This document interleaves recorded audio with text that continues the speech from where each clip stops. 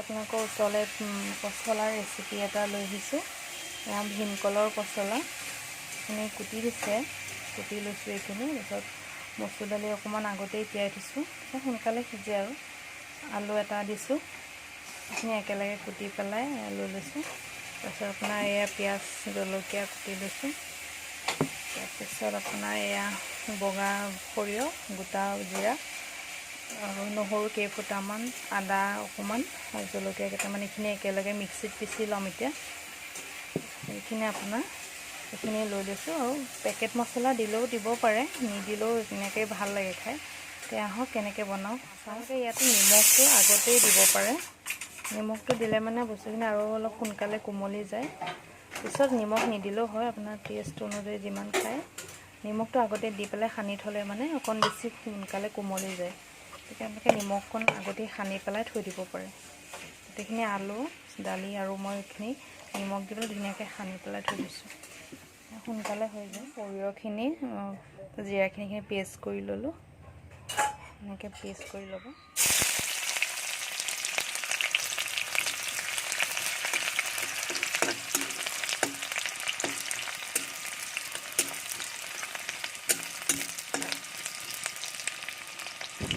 পিঁয়াজখিনি দি অকণ সময় ৰঙচুৱা হোৱালৈকে অকণ লৰাই থাকিব।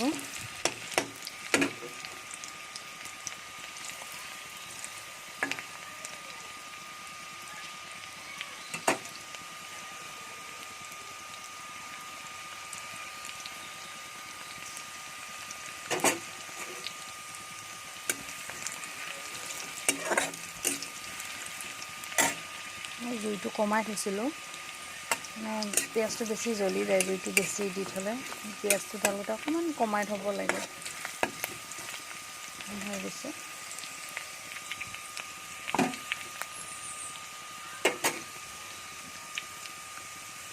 পেষ্টখিনি দি দিছোঁ।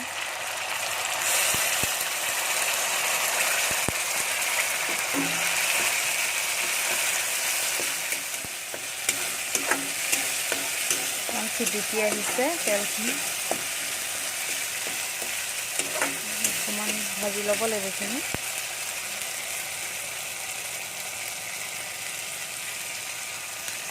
হালধি অকণমান দিব, নিমখটো দিছিলে ন তাতে, সেইকাৰণে অকণমান জাষ্ট দিছোঁ। গোন্ধটো বৰ ধুনীয়া আহিছে। এনেও পেকেট মছলা দিয়াতকৈ পিচি আদা নহৰু জিৰা মানে পিচি পেলাই ঘৰতে যিটো টেষ্ট হয়, ভাল লাগে খাই।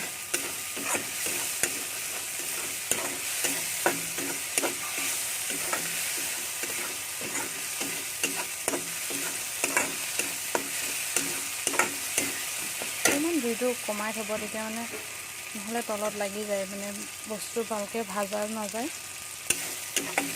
অকণমান জুইটো কমাই থ'লে মানে তলত কেৰাহীটোত লাগি নাযায়।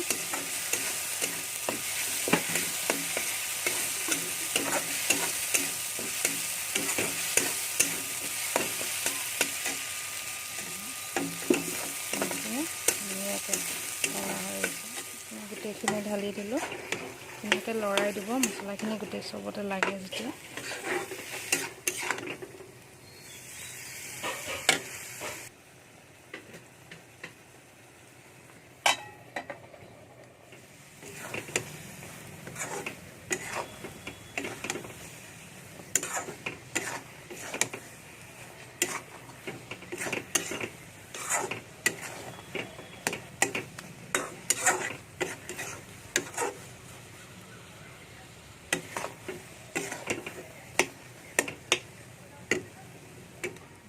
অকণমান লৰাই থাকিব,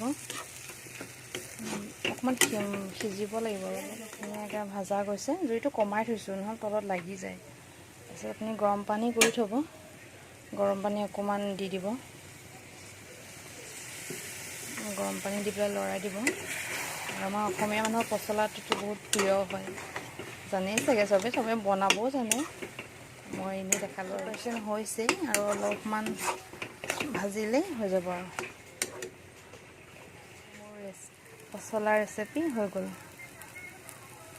আপোনালোকেও বনাই খাব, কেনেকুৱা লাগে।